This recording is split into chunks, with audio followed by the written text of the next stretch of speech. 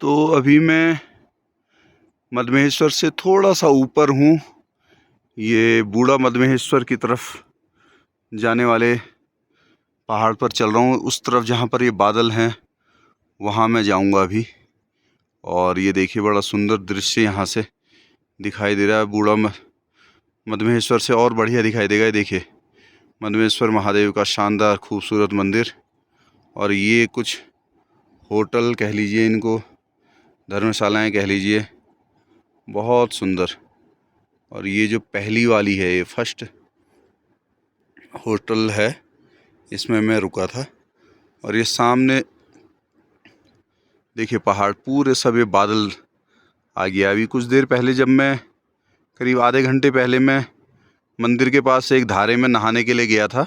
मंदिर के पास जो धारा है उसमें नहाने के लिए गया, तो उस समय पूरा साफ़ था और सारे पहाड़ दिखाई दे रहे थे। और जैसे ही मैं नहा करके आया तो तब तक पूरे जितने भी पहाड़ हैं आसपास के, उन सब में बादल लग गए थे। तो अभी बूढ़ा मधमहेश्वर के लिए अपनी यात्रा शुरू करते हैं और थोड़ा दर्शन करके आते हैं शिव शंकर भोलेनाथ के। नमः शिवाय। अभी मधमहेश्वर धाम से बूढ़ा मधमहेश्वर की तरफ आते हुए ये देखिए बकरियों का एक झुंड है। और वहीं पर जो बकरियों के चरवाहे हैं उन्होंने अपने लिए छानी बना रखी है। तो अभी हुआ ये कि ऊपर को, इस तरफ को मैंने चढ़ना है, ऊपर जाऊंगा मैं टॉप में। तो चलते हुए अचानक ये देखिए, मैं इस तरफ को दिखाता हूँ, ये इतना फिसलन धरा है, इतनी फिसलन हो रही है इसमें कि मैं ऐसे गिर गया। ये देखिए मेरे हाथ में पूरे मिट्टी लगी है और ये छाता टेढ़ी हो गई। ये छाता मैंने अभी सीधी की है और ये पूरे कपड़े मेरे ऐसे हो गए, ये देखिए।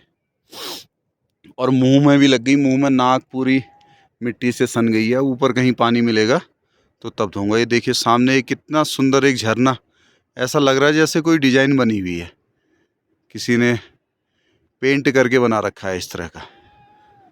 तो ये सफ़र तो बढ़िया चल रहा, लेकिन ये गिर जाने की वजह से अभी अभी हाथ मुंह एक बार साफ़ करने पड़ेंगे अपने। तो यहाँ पर से फिर से एक बार भगवान मधमहेश्वर के दर्शन करते हैं और फिर चलते हैं ऊपर को। नमः शिवाय, नमः शिवाय, नमः शिवाय, नमः शिवाय। और ये एक पगडंडी सी दिखाई दे रही है, देखिए एक रास्ता। उस कॉर्नर में एक भैरव जी का मंदिर है और एक भैरव जी का मंदिर ऊपर है, ऊपर पहाड़ में, शायद धौलाधार भैरव करके नाम है उनका। और यहाँ जहाँ आप देखिए अभी फिर कोहरा आ गया है, अभी अभी फिर ये कोहरा आ गया। यहाँ ऊपर मिलेंगे बूढ़ा मधमहेश्वर जी। ओम नमः शिवाय। अभी ये बूढ़ा मधमहेश्वर की ओर को चलते हुए हूँ मैं चढ़ाई में। और ऊपर एक जानवर बहुत देर से मैं देख रहा हूँ, पता नहीं इसमें दिखाई दे रहा है या नहीं। देखिए छोटा भेड़ किस्म का है, लेकिन अब इतनी दूर में अकेले तो भेड़ कहाँ होगा झुंड के अलावा। ये मेरे को लगता है या तो कोई घुरड़ काकर टाइप का, हाँ वो जंगल की तरफ को जा रहा है। तो शायद वो देखिए, अभी मैं थोड़ा इस तरफ से जाता हूँ ताकि वो डिस्टर्ब ना हो और मुझे थोड़ा नज़दीक से भी दिख जाए। वो देखिए अकेला चल रहा है, पता नहीं क्या है। तो अभी मैं लगभग पहुँच गया हूँ बूढ़ा मधमहेश्वर के क्षेत्र में। जाना तो मैंने इस तरफ है, जिस तरफ कोई देखिए शानदार बुग्याल है, लेकिन मैं इस तरफ आ गया कि ये देख करके कि ये खुदाई किस चीज़ की हो रही है। कुछ पत्थर निकाल रहे हैं यहाँ से, या ऐसा तो नहीं कि यहाँ भी कुछ अंडर कंस्ट्रक्शन चल रहा हो हिसाब किताब।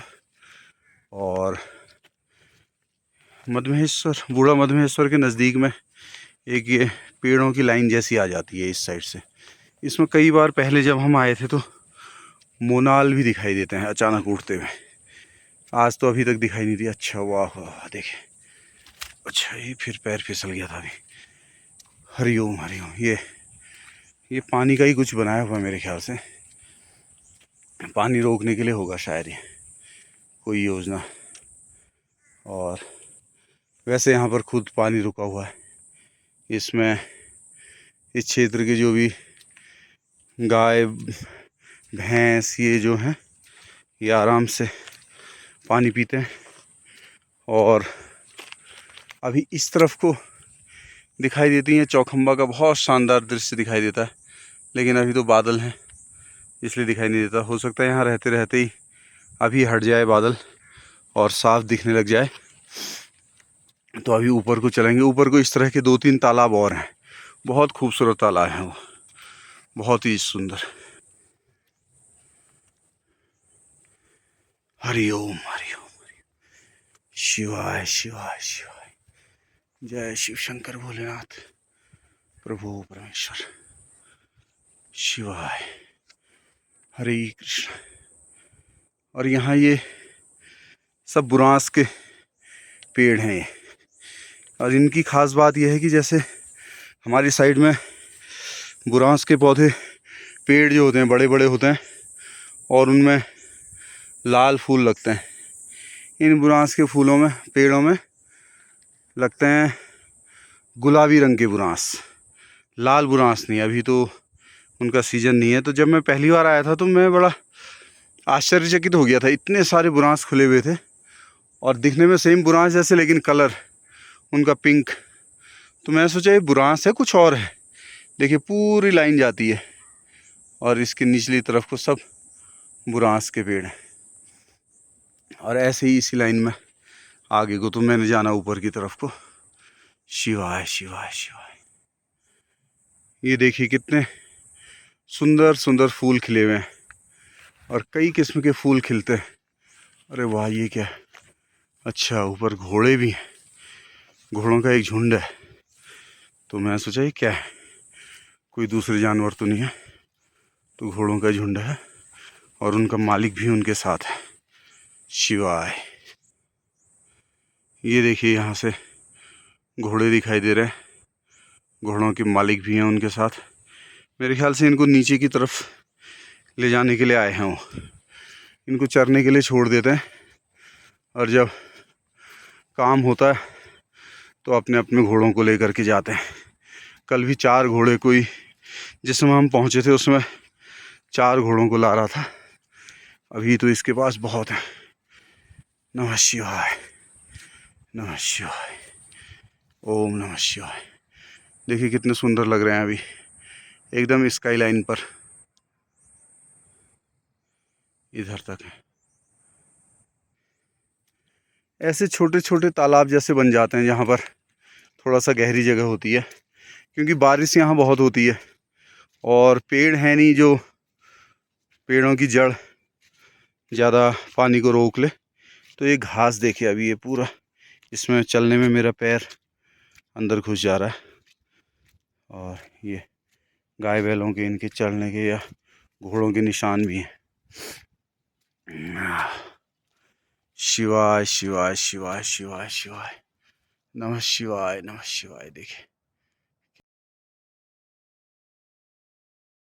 आप देख रहे हैं मन्नू की मोटर। चैनल को